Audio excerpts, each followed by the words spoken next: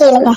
நேத்து வார்த்தை இல்லைங்க ரியாலிட்டி. ஆரம்பத்துல நானும் தான் நம்பினாதான் சோறு போடுன்னு தாத்தா சொன்னாரு, அதுல இருந்து நம்பிட்டேன் அப்படின்னு சொல்லுவாங்க. ஆனா நம்ம யாரையும் நம்ப கூடாது, அதுக்கு நீ யாரையும் நம்பாமே இருக்க கூடாது.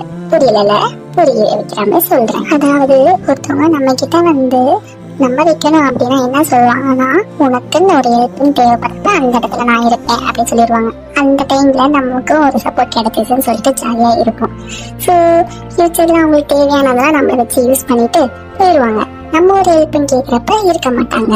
அந்த டைம்ல நம்ம என்ன சொல்லிடுவோம், பிட்ரேல் பண்ணிட்டாங்க அப்படின்னு சொல்லிடுவோம். நம்ம மற்றவங்க மேல பழி போடுறது மேட்டர் கிடையாது மக்களே, நம்ம அவங்கள ஓவர் டிபெண்ட் பண்ணி இருந்துட்டோம்.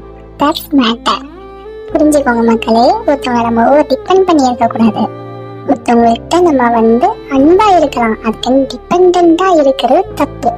அவங்க சைட்ல இருந்து அவங்களுக்கு ஒரு ஒர்க்குன்னு வரப்ப நம்ம யூஸ் பண்ணிக்கதான் செய்வாங்க.